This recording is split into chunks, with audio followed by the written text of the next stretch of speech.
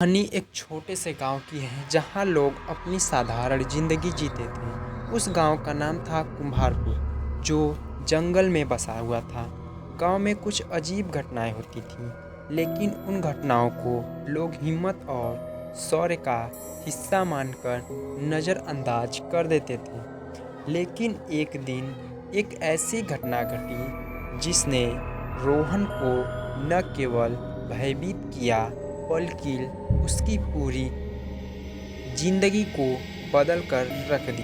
रोहन एक 22 साल का युवक था जो कुम्हार के बाहरी इलाके में एक छोटे से घर में अपने माता पिता के साथ रहता था। वह एक अच्छा और समझदार लड़का था, लेकिन उसके मन में हमेशा एक जिज्ञासा थी। वह अजनबी और रहस्यमयी चीज़ों के बारे में जानना चाहता था। गांव के बुजुर्गों से उसने कई बार सुनी थी कि जंगल में रात को भूत प्रेतों का वास है, और कुछ लोग तो कहते थे कि यहाँ कभी एक सर कटे भूत की मौजूदगी देखी गई थी, जो रात के समय रास्ते में भटकते हुए किसी का सिर काट लेता था। रोहन को यह सब कहानियाँ बस बचपनी लगती थी। वह हमेशा सोचता था कि यह सब बकवास है, लेकिन एक रात जब वह अपने दोस्तों के साथ जंगल में शिकार करने गया तो उसे कुछ ऐसा देखा जो मिला जो उसने कभी कल्पना भी नहीं सोचा था। वह अपनी टोली के साथ रात को जंगल के अंदर गहरे तक पहुंच चुका था।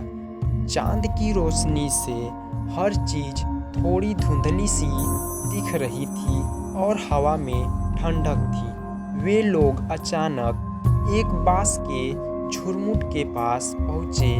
जब रोहन ने अचानक किसी के चीखने की आवाज़ सुनी, वह आवाज़ इतनी भयावह थी कि सभी लोग डर के मारे चुप हो गए। क्या यह आवाज़ है? रोहन ने धीरे से कहा, और सभी की नज़रें जंगल की ओर मुड़ गई। कुछ देर बाद वे सभी एक घर चलने लगे और तभी एक और डरावनी चीख सुनाई दी। यह आवाज़ बिल्कुल अलग थी, जैसे कोई दर्द में कराह रहा हो। क्या तुम लोगों ने सुना? रोहन ने अपने दोस्तों से पूछा। सभी में से एक ने कहा, यह किसी इंसान की आवाज़ नहीं हो सकती। वे सब और भी घबराए हुए थे, लेकिन उन्होंने जिज्ञासा के चलते आगे बढ़ने का फैसला किया।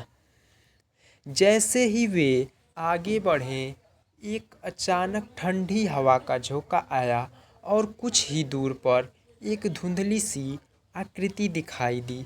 वह आकृति धीरे धीरे उनकी ओर बढ़ रही थी और रोहन को एक अजीब सा डर महसूस होने लगा। वह आकृति पूरी तरह से सफ़ेद थी और उसका सिर कटकर लटका हुआ था, जैसे किसी ने उसे जानबूझकर काट डाला हो। उसकी आंखें जलती थी और उसकी मुस्कान बहुत डरावनी थी। रोहन और उसके दोस्तों ने डर के मारे वहाँ से भागने का निर्णय लिया, लेकिन वे जितना तेज दौड़ते, वह आकृति उतनी ही पास आती जाती। सभी दोस्तों का दिल धड़कने लगा और किसी को कुछ समझ नहीं आ रहा था कि अब क्या करें। अचानक वह आकृति एक बार फिर चीखते हुए बोली, तुम मेरे साथ क्यों आए हो? रोहन और उसके दोस्तों के पैरों में जड़ें जड़ें जम गईं। वह आकृति कुछ कदम और बढ़ी और फिर उसने धीरे से कहा, मैं वही हूँ जिसने यह जंगल छोड़ दिया था। वह भूत जो अब तक केवल एक डरावनी आकृति में था, अब स्पष्ट रूप से बोल रहा था। उसने बताया कि उसका नाम वीरेंद्र था और वह एक सैनिक था।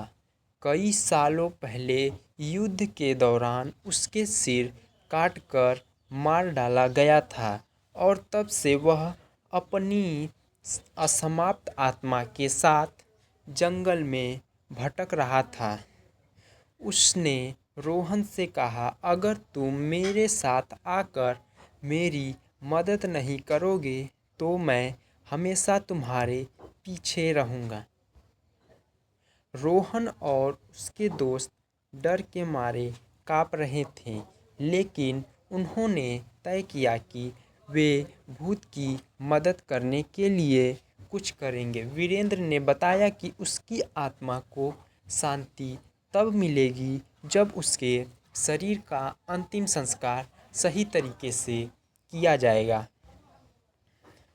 रोहन ने गांव के बुजुर्गों से इस बारे में सुना और वे सभी जंगल में वापस लौटे। उन्होंने वीरेंद्र की मदद करने के लिए उसे शांति देने का वादा किया। उस रात वे सभी वीरेंद्र के अस्थियों को खोजने जंगल गए और अंत में उन्हें वह जगह मिल गई। वीरेंद्र का शव पड़ा हुआ था। उन्होंने वीरेंद्र का सम्मानपूर्वक अंतिम संस्कार किया और उसकी आत्मा को शांति प्रदान की। जैसे ही वह प्रक्रिया पूरी हुई, वीरेंद्र की भूतिया आकृति गायब हो गई। उसके बाद रोहन और उसके दोस्त वापस गांव लौट आए और सभी ने महसूस किया कि जैसे एक बड़ा बोझ हल्का हो गया हो। इसके बाद कुम्हारपुर गांव में कोई भी अजीब घटना नहीं घटी।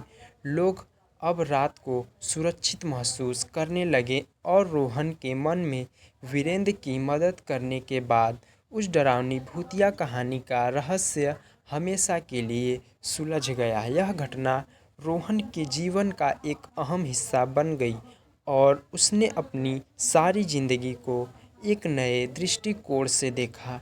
उसे यह समझ में आ गया कि कभी-कभी जिन चीज़ों पर हम विश्वास नहीं करते, वे भी हमारे जीवन में कभी न कभी सच हो सकती हैं।